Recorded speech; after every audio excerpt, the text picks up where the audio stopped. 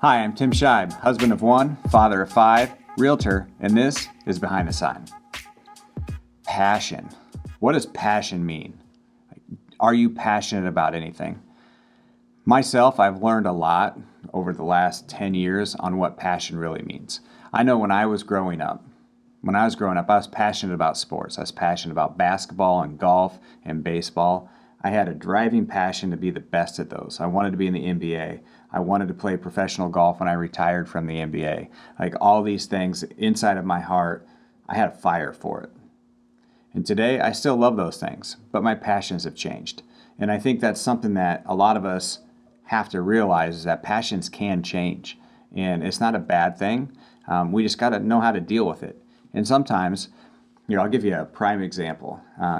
In relationships, you meet the love of your life. You are madly in love.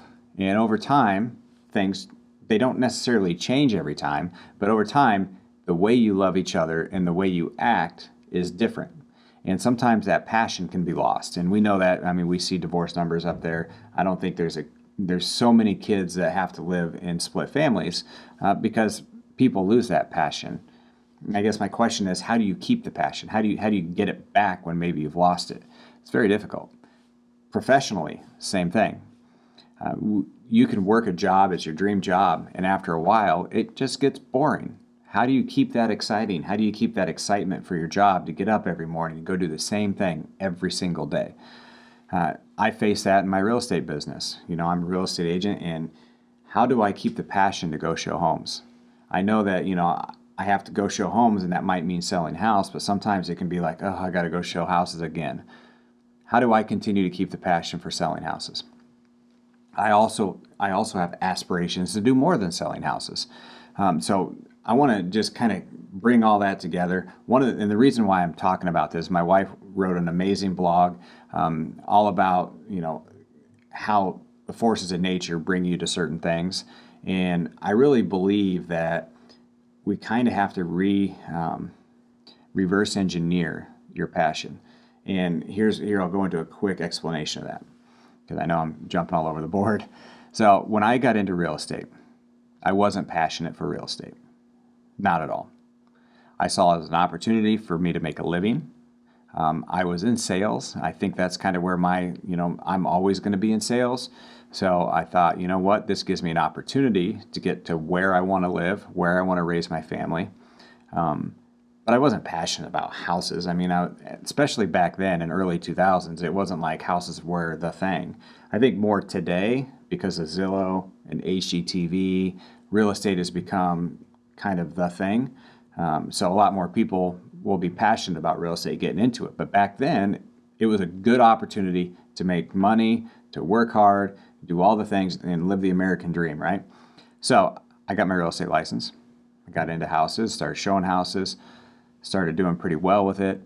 I didn't really still have a passion for it. My passion still laid on the hardwood. I wish I could have played basketball, but it was time to start letting go of that.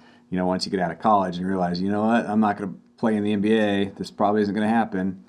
But I did want to coach, right? So I went to college knowing I wasn't going to be in the NBA, but I wanted to teach and coach.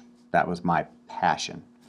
And the teaching part, when I had to do my student teaching in college, the teaching part went out the door pretty quick. I didn't really want to deal with parents or anything like that. So midway through, in the mid-2000s, I started coaching freshman basketball. And I loved coaching. Don't get me wrong, I loved coaching. But I also have a passion for being the top. I always want to be the best, right? And, I realized pretty quickly that coaching freshman basketball in a high school wasn't going to get me into college course. And I knew that path wasn't going to happen anyway. It was too late. And so I had to figure out, how am I going to get passionate about real estate, right? So how can I take the job that I'm in and turn that into a passion? Because if it's not your passion, you're going to live a life where you're not too happy. You think about work and the amount of time you spend working. It far outweighs anything but sleep. Especially with technology and cell phones, we are always in our work. How do you develop a passion for that after you're in it? That's what I had to figure out. And one of the ways that I did it, and just be honest with you, I've also had a passion for photography. When I was a kid, when I said I wanted to be a teacher, I wanted to be a photography teacher.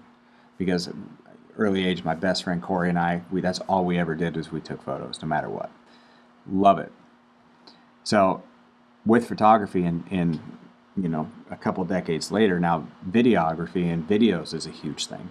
I love videos. I enjoy being in front of the camera. My wife, she laughs at me all the time because she's like, well, that's what you like to do. She likes to be behind the pen or typewriter, not typewriter, but the keyboard. So she is a wonderful blogger. Her blog is happyblending.com. I highly suggest you go to those because she writes amazing blogs. But anyway, so when we try and do husband and wife videos, because she sells real estate with me, and I'll get into her passion and where she lies, but we do videos, and videos aren't her passion, but it is mine. So one of the ways that I was able to bring my passion to my business was, hey, we're going to start doing videos. And here I am doing a vlog now.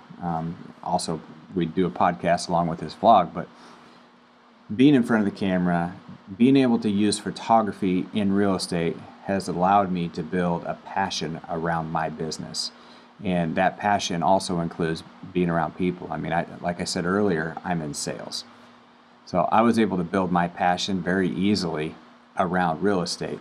But I had to be a little creative by bringing in the photography and the videography and doing things that a lot of typical real estate agents don't do, because I like the artistic side of the camera. And if we can use the artistic side of camera, then I'm fulfilling a little bit of my passion, but also doing a heck of a job in real estate. I mean, that's the way I see it, because I'm doing things other people aren't. And typically when you press the envelope and you go a little further, then you tend to do a little better. So my dreams have changed. I know, being a college basketball coach or, playing in the NBA, whatever, those dreams have, come and gone. Not saying that I guess the NBA is pretty much come and gone, because at my age, most NBA players are retired. That's sad to think about.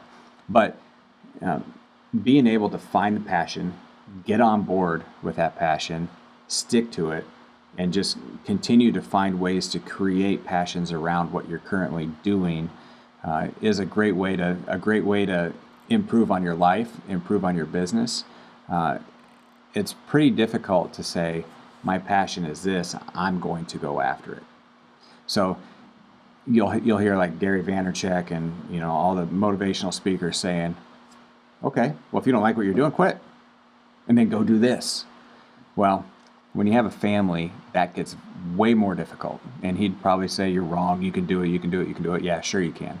But it does take a special individual who is extremely, extremely talented and driven to go chase that passion. And you also have to have resources. If you don't have the resources, then, telling your family, well, I want to live my dream, so I'm going to do it. And then you can't pay the bills to take care of them or give them what, they deserve, probably isn't right. So when I say reverse engineer your passion, if right now you're in a job that you used to love, you used to think, this is a good job, I like my job. Try and reverse engineer that. Figure out what your passion is and see if you can't pull your passions and put them into your work, and improve your working life, which will also improve just your mental health. It'll help you improve your life at home, because now you're doing things you love. I know my wife, she went to college to be a exercise science. She wanted to be someone who would train people and help people with their life. She really loved helping obese children. That was her passion, and she still has a passion for that. But her other passion was she wanted to be a reporter, a writer. Well, she chose the other one for college. She chose the health expert for college, and it was either one or the other. And she did that, and she didn't do the writing side. Well, she joined me in the real estate business. She gets out of that. She gets out of the health business altogether.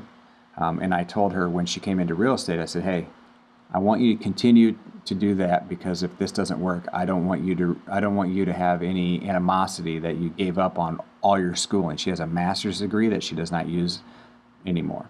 So over the course of a few years, trying to figure out, like, she loves real estate now. She really enjoys her job, but she still has a passion that she's not touching, and that's writing a blog. So now she's got this blog out there that can fulfill her. And over the last about 6 months, the universe has been bringing that to her. And now finally I can see that shine in her eyes that, oh my gosh, I'm doing what I love to do. I'm also selling real estate, but I'm also writing. I can tie the writing into real estate to help my business on both sides. So taking what you're doing today and implementing your passion into what you're doing today can really help you love your job. It can really help you excel at your job. But you kind of have to be creative. You have to open your mind to it. So having a passion is something that if you can reach into your inner child, reach into the excitement that you had when you were a kid and build on that as an adult and take the passions that you've either had when you were a kid or that you had the whole time or that have come to you in the last couple of years, somehow implement that into your work today, it can help propel you to the next level. And I mean, so for another quick example, real quick, I also started a media company. We had a video. I like to do videos, so we hired a videographer. He's a stud, right? He has friends that are videographers. So we say, hey, you know what? Why don't we start a business around this? Because that's where he wanted to be. He was working a job that he wasn't happy, and now he's doing videos for us. I've got video. We've got a small company that hopefully we can grow into a big company, and who knows where it goes. But at the end of the day, we're bringing our passion to our job.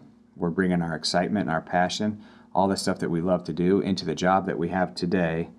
And it may grow into 100% our passion, or we may just be happy doing what we're doing, selling real estate, doing videos, and doing things that other people aren't because we're happy and we're having fun. So what I say is chase your passions, do it wisely. You can do it within your current situation and build on it. So don't be afraid. Don't drop everything you're doing if it's too risky to go chase your passion. Figure out how to bring it into everyday life. That's all I got for you, and we'll see you soon.